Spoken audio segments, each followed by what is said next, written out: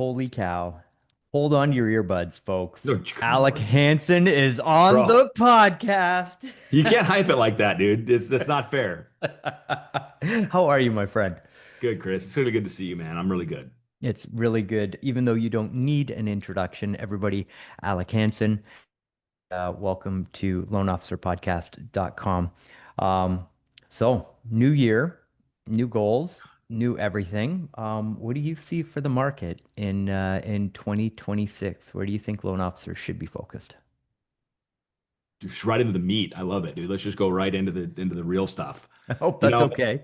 it simplistically, it's a combo of old school and new school. And what I Oh, mean by that is everything's the same under the sun, and then of course everything's going to be new. And this year I think is going to be really marked by incredible newness, but then a reminder that the foundation of our business is still critically the same. And people are going to try to pretend that the foundation has shifted. And I think they're going to get running into a brick wall that it's yep. not going to have shifted. The truth of our business is going to be the same, but there are going to be distractions, shiny tools, AI, lots of new process flows, lots of new things to learn, which is going to really benefit early adopters. But I believe that people are going to forget and then remember they're slipping out of relevancy that human connection, relationships, the know you like you trust you game is still foundationally critical to our business, especially in the purchase market. Yep. And so I think it's going to be that. I think it's going to be figuring out how to balance the newness and embrace the changes, but also don't forget the core of our business and the purpose of our business and the things that have been the foundation of our business. Yep. I saw a really interesting stat the other day. I think it was 83%, but it was definitely over 80% of funded mortgage loans last year came from either database or realtors. It is referral based business. We're Yeah. in the referral business. Well, and it's crazy because there are tremendous people making big impact in the digital space that are Oh getting yeah. a lot of business from digital, but they're being put on a pedestal to such a level that people are forsaking the relationship part of our business, the stuff that got us there, and or believing that doesn't have any value anymore. I mean, I've been typecast and put in that box a little bit because I've been pressing on originators to get into the digital ecosystem for years now. And then people have kind of labeled my sales and marketing strategy as kind of pure digital, and I'm like, no, no, no, you missed the and part of the conversation. I never said stop doing all the stuff that works, Right. but I also, but that's going to be the balance this year. Yep. So, okay, let's dive in on that. So, Yeah, start with the database because yeah. primarily that's where if you've been in the mortgage business more than 3 years, it's probably where the majority of your business is coming from. What do you see as a hybrid strategy that's taking like the best of technology and the best of the foundation and kind of merging together for the strategy of this year? So I think you have to see it holistically, which is, the old school one-to-one strategies of personally calling my past customer base, Yep. personally mailing something to my past customer base. That I think physical mail is going to make a massive reemergence. Having a thoughtful, even though email can be considered one to many, having a Hmm. thoughtful and relevant email strategy that's personalized and heartfelt and Yep. authentic, not just drip campaigny bullshit. Those traditional strategies are going to be massively important in a world where your customer, our customers are going to be pretty much talking to their AI assistant here every Yep. day in real time. So those things cannot be left to the sidelines when we're fighting for relevancy and connection as people are forming new connections with AI and other avenues. That said, people are just ignoring or refusing to acknowledge that people are spending their time differently these days. So you That's look right. at the emergence of social media, YouTube, digital screen time on our phones. Humans are spending so much more time in these different places. They're at the bars and the gyms and the churches and the charities, but they're also staring at their phones. Yep. So if you're if you're a believer that, hey, I'm a relational salesperson and I want to stay in relationship with people and I want to earn referrals, but you're refusing to show up in the places they're spending their time, it's a huge mistake. Yes. So That's where the digital strategies, the social media content strategies, the intentional finding people and connecting strategies, the being in somebody's life as they're sharing stuff strategies become really critical too in this and world where Yes. we're kind of digital and physical creatures now. Yeah. That was a lesson that I learned slowly because that's me. But last year on the podcast, um, I'm a marketer and we get a bad rap in the marketing game and certainly for seeing things as numbers and all those wonderful things, but I definitely fell into the trap of being a marketer Mm. where I ran the podcast. So I think I've had 56 of the top 100 people on the Scotsman's Guide on the podcast. So 56 out of 100. Killer. Amazing. I realized about Q2 of last year that I was not LinkedIn friends with any of the people that I had had on the podcast. And I Oh, was interesting. like, what? That's How awesome. am I not Yeah. engaging with and liking and watching their content? And I forget who it was that I had on the show. Um, oh, Sean Harrow, I think it was. Okay. Um, Yeah. like brilliant guy. Just like I enjoyed our conversation so much, just like this. Yeah. And I went onto Instagram and I scrolled through his Instagram and I was like, this is awesome. How am I not enjoying Yep. this content? And so I followed him and then just started like making the occasional a comment on his content. And I had Yep. this epiphany of like, I need to be engaging more on social, but this is actually fun. And it changed how I approached social media. And I think that loan officers should be approaching their past customer connections and their connection with the realtors that they want referral relationships with in the same way. Because I think it's a strategy that almost all of us miss because we're Yeah. marketing and we're forgetting to connect. Yeah, it's a no-brainer once you spell it out like you just did, Chris. Like everyone's like, "Oh yeah, of course." Like that's makes total sense. That's what I should do. And yet you look at their actions every day and it's like, well, it's time consuming. It's annoying. I don't want to be on these platforms. I don't want to doom scroll. And my only commentary back is typically check your priorities Yeah. because real relationships take time and intention. Yep. They just do. Like that's what that they're not convenient. You have to call people, you have to check in, you have to think about people, you have to hang out with people. That's what we do in real relationships. Yeah, And that's right. so, yeah, you're right. It's a mindset shift. And how lucky are we that we're in a business where 10 new relationships with producing real estate agents can transform your career? Like God, one. there's, I mean, yeah, one you're, relationship. I mean, with a high performing, competent, integrous realtor can transform your entire career. yeah, I could not agree more. So this is really interesting. And you're just uniquely talented for this response. So I've talked to three mega producers already this year who've all gone through their deals from last year. And it's like, where did the deals come from? What were the deal sources? Where am I going to double down on my marketing in 2026? And Yep. all of them have said to me, I was shocked to find that almost half of the referral partners that sent me business, so realtors, were not qualified, quote unquote. Mm. So typically we'll consider an agent that's doing like eight or more buy-side transactions as like a qualified agent. They're the ones we're putting in the CRM and dripping them on them every week. And lo and behold, half of the referrals that are coming from agents that are onesie twosies, might be a couple of part-timers in there, that sort of thing. How would you approach the digital strategy and the strategy for this year on that specific segment of the market, like the unqualified realtors and staying in touch with a large amount of those? Well, that's one of the gifts of, or one of the advantages of like a digital strategy is the one-to-many opportunity to stay front and center without having it consume massive amounts of one-to-one time, right? Yep. Hmm. So, my one-to-one time, I got 24 hours. I got to sleep and I want to be with my family and, all other things. So I got this window of time plus the file management and clients and all the things.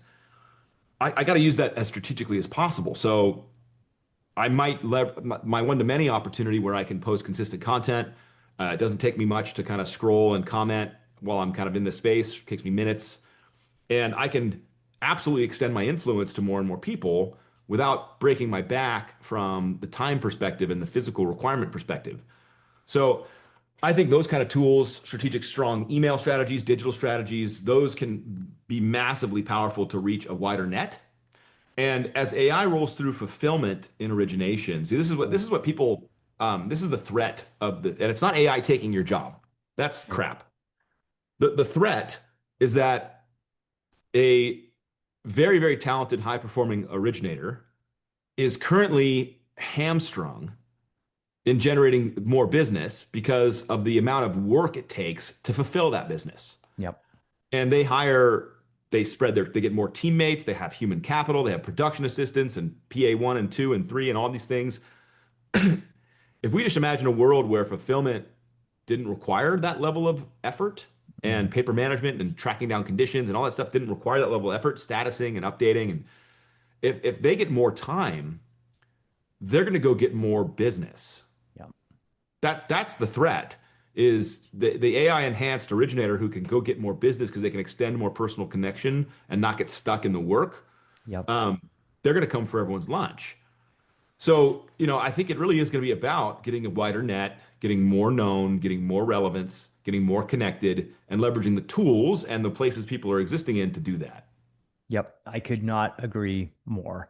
And doubling down on relationships is absolutely the way to get there. So if you have a, a loan officer that comes to you and they're looking for a business plan of, okay, Alec, I want a clean slate for this year. Where do I focus my time? How do I grow my business? What's your answer to that question in 2026? Okay, so let's be cheeky for a second. Please do. How hard are you willing to work? Full Because time. yeah, well, Um, you say that, and people say that, and then you go, okay, I'll see you at the office at 8:15, and they're like, well, I got to get my coffee, and I yeah. usually go to the gym, and so I'm like, okay, well, then but r- people don't treat this like a full-time job. The killers do. The Yep. absolute winners are here in the office all the time. They're on the phone all the time.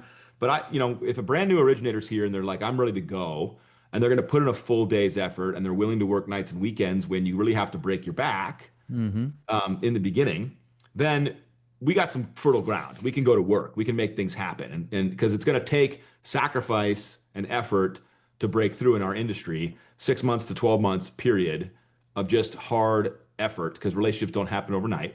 Yep. And then absolutely from there, the building blocks are really self-evident. And it doesn't take a genius to put Mm. an effective business plan together. You have to figure out what your style is, you have to figure out what your personality type is and what all that stuff is, but it's going to involve one-to-one efforts and one-to-many efforts. So that's a simple way to break it down. It's going to involve localized physical like connection efforts and Yep. digital efforts. So we Yep. got two buckets there. And then from there, we can just start chunking it down. Okay, well, I got past clients. Great. Then you need to have a call strategy. What's Yep. your call strategy? How often? And throw texts in there. You need to have an email strategy. You should probably have a physical mail strategy. So let's just build that. Now, not everyone has the musculature to execute on all the things that we know people need to do, but it's Yep. not hard to build the plan. Like, okay, well, then digitally, what do I need to do? Well, you need to have a social media strategy. You need to have a connection strategy where you actually build community, find people, engage. Don't just post and hope the algorithm saves you. You got to have Yep. that strategy. I put into digital a YouTube strategy. You got to have an education strategy to reach a broad base of consumers, build your influence. You got to have a third-party validation strategy where you're getting reviews and people are commenting and building up your brand. So I know I'm just riffing, but you get the point here. Like to whiteboard this with somebody is not complicated. Yep. And there are tremendous gurus and chat GPTs that will just tell you, all the best strategies and crap. I mean, Chris, in the old school days, I used to, when I was a production assistant in my first 6 months of the business, I just called the top producers in California and said, "Can I buy you coffee can I drive to your office? Will you tell me what you do?" Hmm. And all of them were like, "Sure, Alec. Yeah, heck yeah, I'll tell you what to do." Because the truth is, they don't care because it all comes down to execution always. That's right. So the fun part of this is knowing what to do is easy to whiteboard, easy to explain. The execution is where the rubber hits the road and people fall off. They Yep. get busy. They make excuses. Um, it's hard. Yep. It's easy to explain and hard to do. Yep.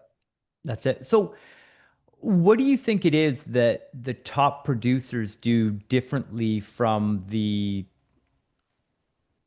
people that don't make it that Yeah. gets them over that hump of the discipline of doing the plan? So number one, they have and always have had an irrational self-confidence. Huh. Number two, they are unbelievably dedicated and consistent. Hmm. And tied under that is a little bit of faith. And this Yep. is the funny part that I think is really important because it was self-evident to me building relationships with realtors was the way to go because all the great originators in 25 years ago were like, this is how you build your business.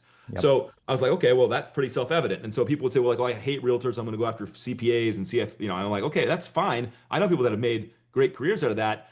They're not in the top 100 in Scotsman's. They're just not Right. there. Yep. So I want to go there. So this was clear to me. And then it was also self-evident that like when I walked into an open house to meet an agent, I wasn't walking out with a deal. Right. Like I knew that. I was hopefully not walking out like being kicked out, like told to leave.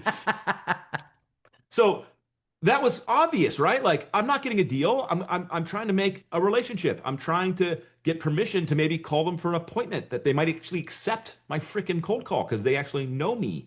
Yep. So I was building this business, which takes Hmm. time and effort and attention. But I was relentless in my consistency.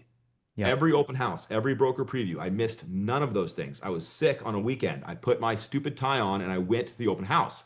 Yep. I never, because if that agent was there working and I didn't show up, then they wouldn't think I was not working.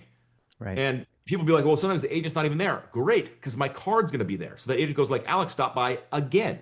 Like Right. they're going to know that I am relentless because the only way they're going to learn to trust me over time is if I consistently prove that I'm willing to put in the hard work because I didn't have warm referrals. I didn't have anyone saying Alec was great. I didn't have any proof that I was good. I just had only one thing, which is my consistency. And you meet top performers, they're violently consistent.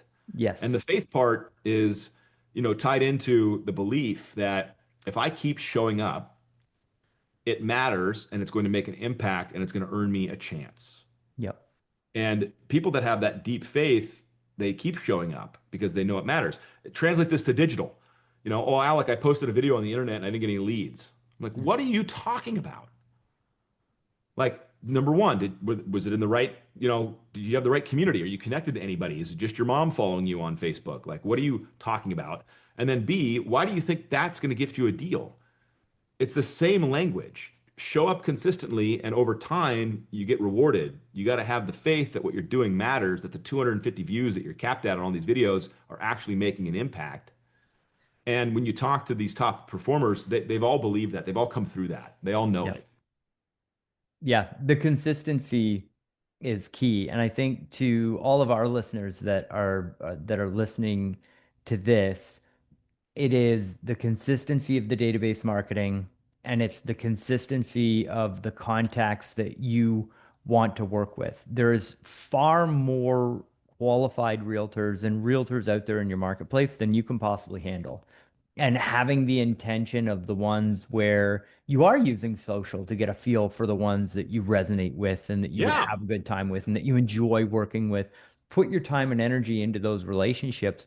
And I think another thing, like when you get connected with the people that you want to be connected to on social media, treat it as a relationship. Don't treat it as a transaction. Treat it as an opportunity to extend your circle with Dude, people that you everyone love with. everyone screws up social media on this all the time Hmm. because they don't I wish they could go back and just listen to what you said every time. I always paint this picture. Imagine going to a networking event and, Chris, let's just pretend you and I have never met and I see you at this networking event and I want to go meet you. And so when I go up and introduce myself, the first things I do in physical networking event is I ask you questions. Yep. Like that's of course, right? Can you Yeah. imagine if I just came up and was like, "Hey, Chris, real quick, nice to meet you. This is my latest Yelp review. It's amazing. See how good I am? Great. And I actually closed this loan in 10 days. Can you believe that?" You'd be like, "What are you doing?" Right. you'd be like, I'm going to the bar away from you immediately because we understand context and positioning. We Hmm. get on social media and we just turn into just idiots, like Mm. as a society, and we just talk about how good we look all the time.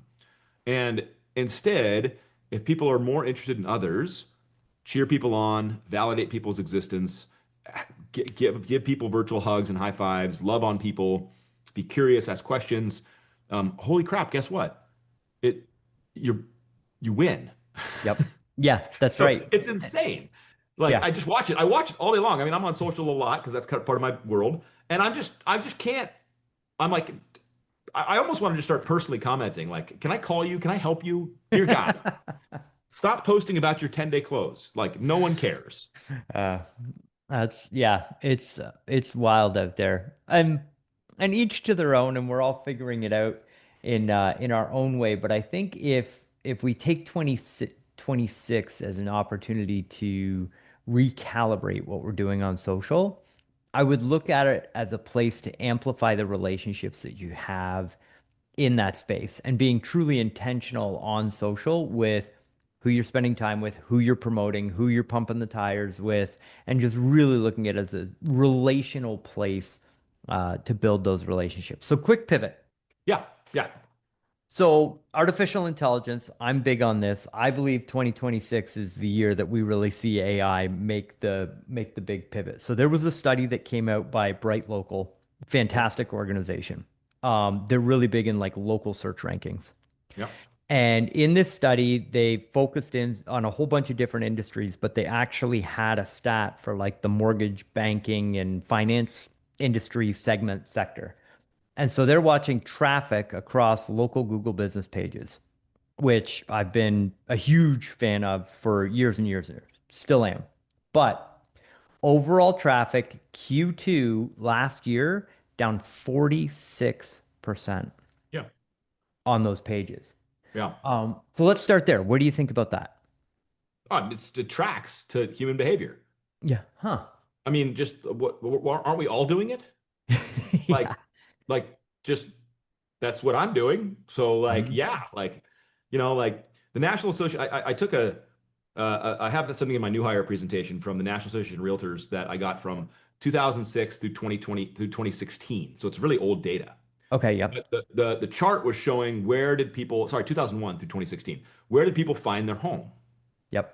And in 2001, right, internet's a baby. It was 8% was the internet, and it was like 40% was realtors, and the rest was like this, like newspapers, magazines, driving around open houses, stuff. Well, of course, the trend line through 2016 was this massive uptick in people using the internet to find their home first, and realtors kept getting diminished, and all the other stuff was just shrinking to nothing. And in 2016, they stopped publishing the results Yep. of that particular thing.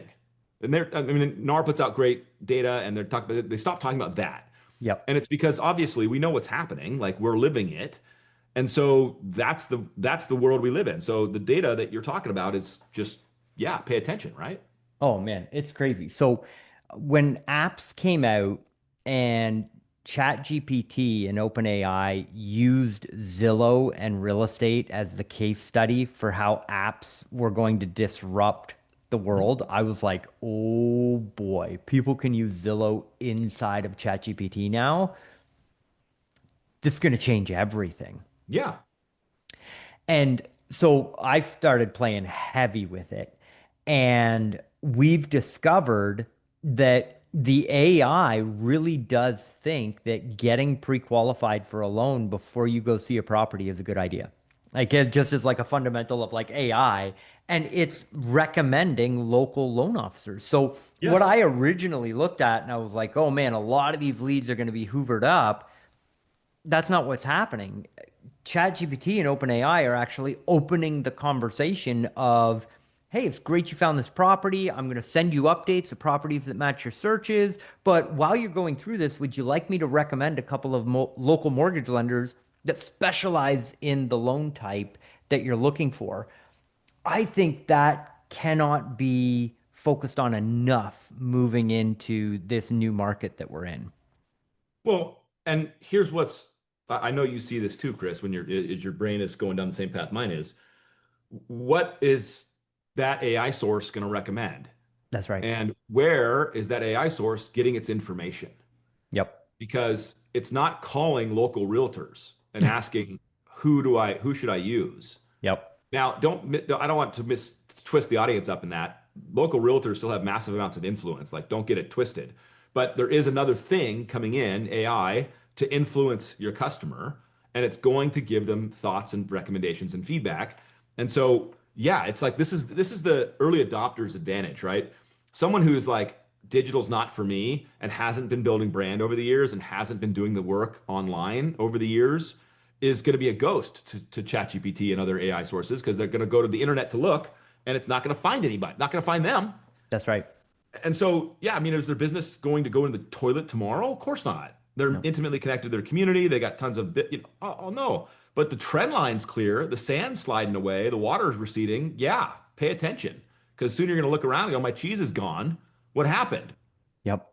Yeah. And I think it's also a great opportunity for the relationships and the database marketing to play Yeah, into that. Because one of the things, so I've been very heavy on Google for a number of years, and there was a playbook for how you could rank a business on Google. absolutely.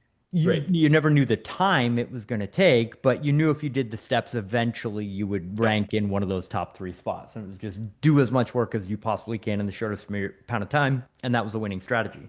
Yep. AI is smart enough now that there is no real process or gamification. You can only earn the recommendation because AI is that smart.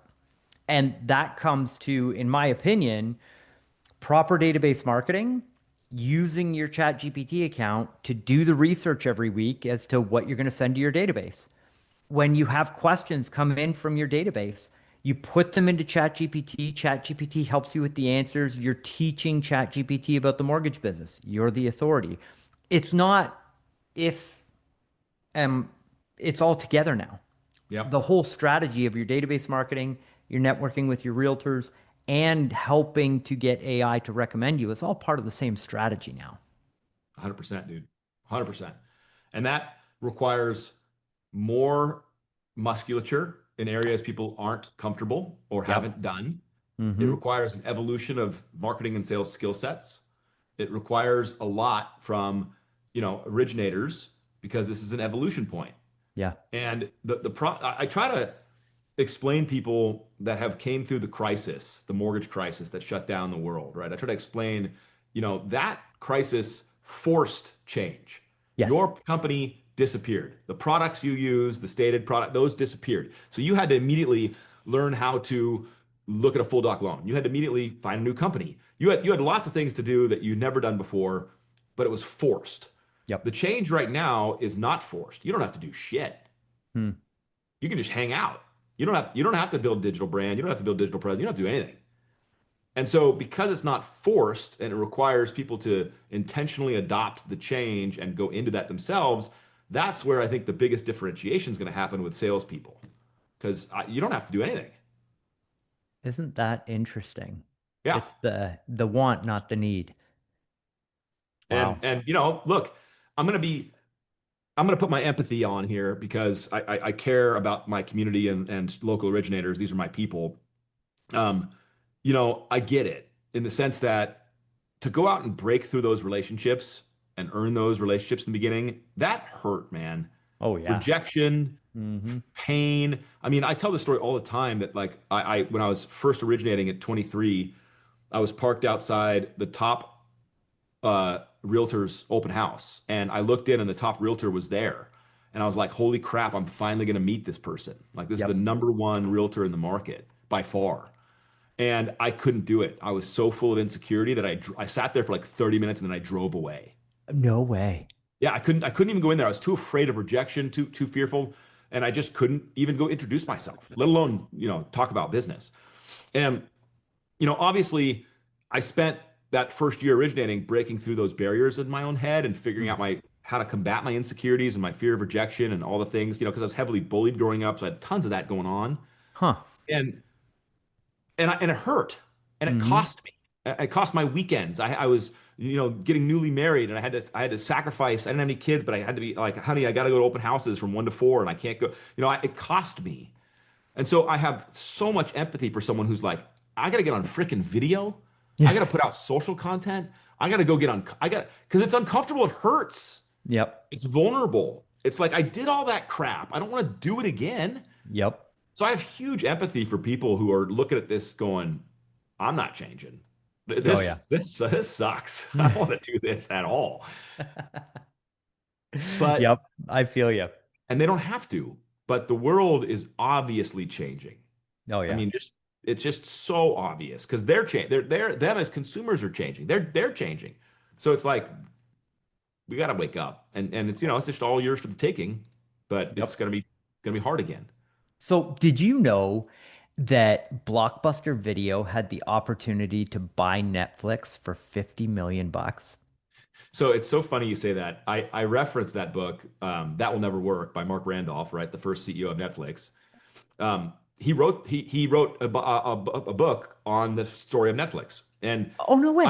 I'm such a geek about it. This guy, because I'd never really known. I don't know who Mark Randolph is. Like, don't misunderstand. I don't know who this guy is. We're not buddies, but he narrates his own audiobook, which I just Oh, am cool. delighted by because I get to hear his voice Yep. describe his story, Yep. and he tells that exact story of when they walked into the boardroom to Blockbuster and tried to sell themselves for $50 million. Which you think about it, it's like $50 million. That's a sweet deal. But then you look at it now and it's like, I mean, wow. It's over. They're making movies. They're buying Warner Brothers. I mean, it's like it's wild. Oh yeah, it's crazy. And so that is, and then you look at BlackBerry and you look at like countless other stories. Kodak invented the first digital camera and Yeah, then shelved it, because yeah, they just didn't see the change going from film to digital. And I'm yep. sure there was all kinds of other things that went into the We still call decision. tissue paper Kleenex. Yeah, yeah, right. We're totally broken. Yeah, And so I think that that's the moment that we're in because I believe that as AI takes over, because so I was born in 81. And so I went from, really? yeah, baby. August. Oh, no way. September. There you There, go. so like you remember typewriters, Yeah, absolutely. right? And so going through this change and seeing the early internet and being super nerdy at that time in my life of when the original like message boards before Google AOL, came baby. out, Yeah. Oh eh, yeah. all that ICQ and all that stuff, like you lived through a lot of that early adoption, which was like forced, enjoyed change. So I understand if you didn't get to go through that at that moment, that the change can be hard. But the writing is on the wall that the internet as we know it today is going through that same transition from like payphones to cell phones, Mhm. from 100%. typewriters to computers. We're going through a whole other shift. And what's on the other side of AI is totally different. Yeah. Well, here's the trap though, Chris. This is one of my major coaching like pieces of like canon right now that I'm trying to get people to focus on. So the efficiencies of AI that are going to come in here are not if you fall into the mistake that it's going to replace human connection and it's going to allow you to kind of hack your way through this world and make your life easier in the real work part of the game, you're wrong. Yep. And so, for example, like I'll just tease AI avatars or AI voice assistants, Yes. right? Because those are coming and they're going to be real. Yep. And like right now, we're beta testing, the AI voice assistant that can call your database, do things on your behalf, track down conditions, all the fun stuff that we know is coming. Yep. But when I AI avatar myself on the internet and my content is not me anymore and it's an AI, even if it becomes so polished and so good that it's indistinguishable, I'm now taking myself out of the human connection and putting a tool in place of that. And that's a Yep. problem. I use Mm. this example all the time. It's highly likely we have a mini refi boom coming up here in some period of time. Yep. It in the old school days, you and I would be just picking the phone up and pounding our past clients, text calls as much as we could, as fast as we could. But it's one-to-one effort. I can send a mass email, but I get 20, 30% open rate. So I'm just calling. Like, can you know, and in the future, what's going to happen is I'm going to be able to deploy an Alec AI voice assistant to call all 5,000 of my customers right now in Yep. real time and be having a Hmm. simultaneous conversation with all of them, booking them on my calendar, getting them queued up, even getting the thumbs up to lock them in, like even the thumbs up to like, yeah, Alec, do what you need to do. All going to happen. But if I paint two pictures of Chris and Alec as two originators, and Chris, for the last 5 years, has done an amazing job. You've called your past customers once a quarter, you check in, you have a thoughtful newsletter, you mail them stuff that you think is helpful and fun. You make intentional effort on social to post your own content, but also when you see people, you're hanging out, dropping comments, you're just loving on humans. And I'm doing nothing. I had my company's drip campaign goes out, and that's all I do. I don't even call them every year. I do nothing. And the mini refi market comes, and your AI avatar calls the customer. Yep. Hey, I'm calling on behalf of Chris. The market moved. It's time to move. But it's getting so busy that I want to make sure you're taken care of. So my AI avatar is calling you to schedule time with me. I don't want you to miss this window. They're gonna be like, "This is hilarious. I love this. Yeah, connect me to Chris right now." Yep. Alex AI avatar calls, and they're offended Right. because they go, He hasn't called me in years." And Right. now, not only that, now he has the gall to just have his AI avatar call me. This is Mm. bullshit. Screw this guy. And Mm. you and I hear that story and we're like, well, of course, yeah, of course. But that's the difference. That's the trap people are going to fall into. They're like, well, AI is going to do all this stuff for me. I'm like, no, no, it won't work. You're not going to get the leverage you're thinking you're getting if you don't have Yep. any real human connection. Yep.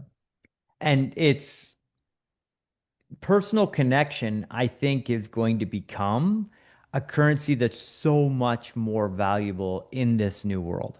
Yeah, And it's a tool, but it's a tool just like all the other tools that we've got. And 100%. yeah, absolutely. Okay, you have been so generous with your time, Alec. Um, may I have just a couple more minutes? Yeah, let's go. I'm good. Okay, cool. So I'm a personal development freak, and I'll come out here on the podcast and say it. Like I'm a huge fan of self-discipline and have been for since I was a kid, and I don't know why.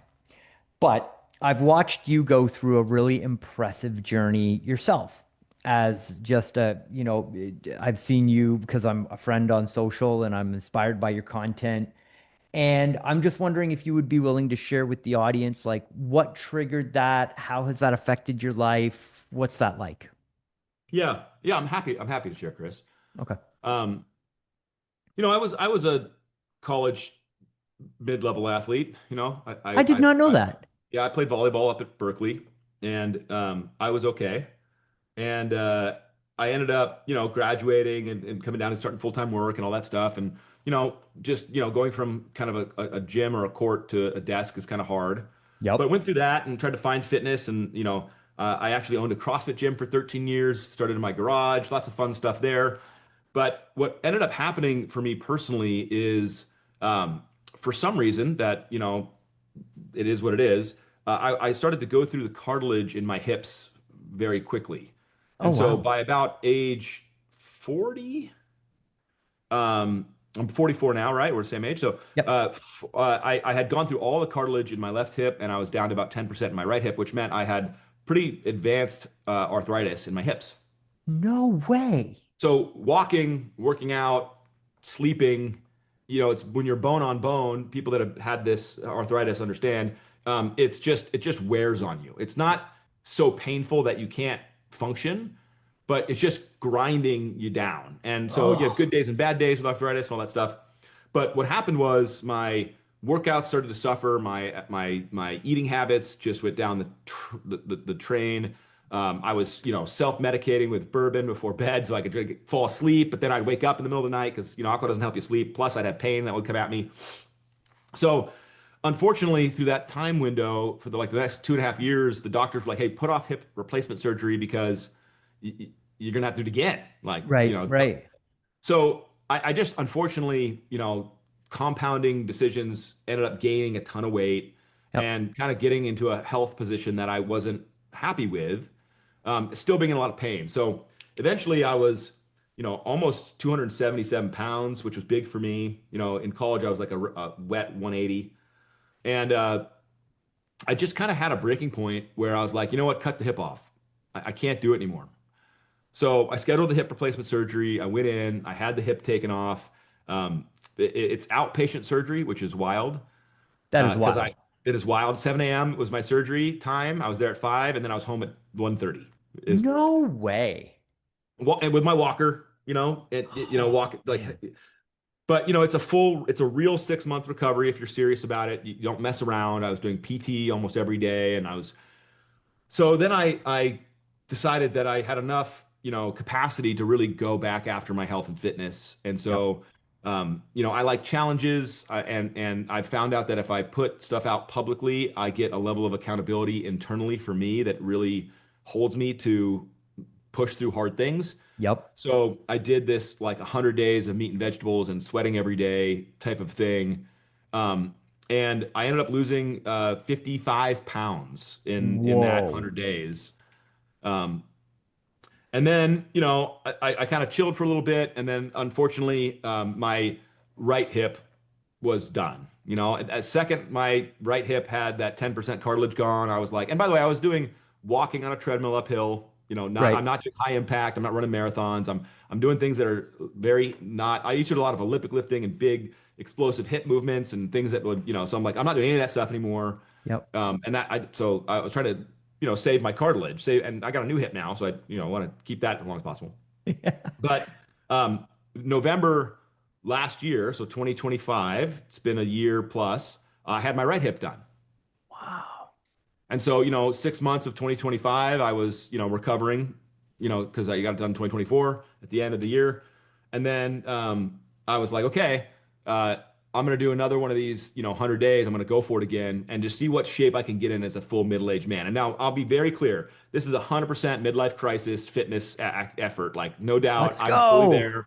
I'm like, hey, I'm 44, baby. I gotta see if I got it still in me. Like, I got, Right. my kids are like looking at like I was fat dad, and I'm not fat shaming. I was just big. I was a big guy. Um, but I'll tell you something else that happened that was really significant in this story. After I lost the 55 pounds, I was at my daughter's flag football game Friday nights at this field where there's like 25 fields, and so it's Oh, just wow. it's a huge thing. Everybody's there. That's you meet all the parents and the kids. There's all these age groups, and it's Friday Night Lights. It's fun. I watched a dad who was coaching, who looked like me before I lost the weight, Yeah. have a heart attack and die on the field in Oh, front of his daughter. no. Ah. And it, it I, what to frame it differently, I hear this commotion and everyone's kind of what's going on. I run over there and the guy's on the ground and somebody goes, "Oh yeah, dude, oh, the guy just looked just like you before you lost the weight." Oh, And yeah. that comment is, and I had lost the weight already, but like that comment had just landed pretty hard. So in the last 100, for me, the workouts I do, the basic weightlifting, the diet is, meat and vegetables, pretty solid, like no cheating, Yep. none of that stuff. Works well, and it's got me back into a place that I'm really happy with my health and fitness. But you and Right. I both know, like all these stories aside, like your health and fitness obviously matters to your family, obviously matters to you being healthy and around for the people you love and care about, but it also translates into your work. It Exactly. translates into your effort you can put out every day. It translates into your stamina and ability to do hard things. It, it enhances your mental toughness and ability, So there's so many other ancillary benefits, but yeah, that's a little bit of my story there. I still post some of the workout stuff, when I get in there. I'm still going every day. That's Um, amazing. and but I found out what worked for me, and that's my Right. biggest encouragement to anybody else is, don't jump on a program that doesn't work for you. I lift weights really hard on one day, and the next day I walk on a treadmill for an hour. Wow.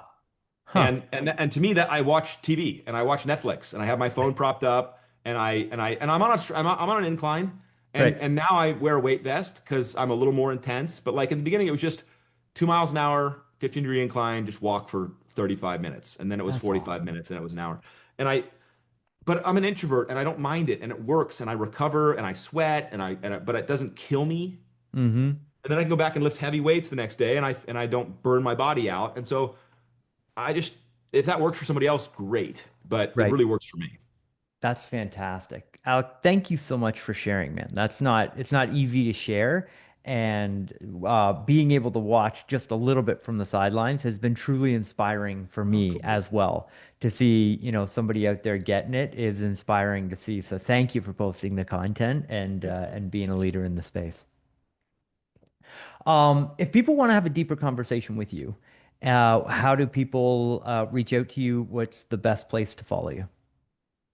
You know, I get asked that question all the time, and I want to answer it with like a coaching moment opportunity thing because um, as salespeople, a lot of times we have to remember that we're serving customers, Yep. and our goal is to serve them the way they want to be served. It's something Anthony Shea, my chairman, says all the time, and I value that. I was like, when they said that, I was like, yes, of course. Yep. If you're forcing them down a path they don't like, then they're not going to enjoy that, and they're going to off ramp. Yep. And so when you talk about like contact strategies or where to find somebody, I would tell loan officers that their answer has to be Google. And Yep. then, of course, secondarily, their answer is going to have to be AI, as we've Yeah. been talking about today, which means that if you're not findable, Yep.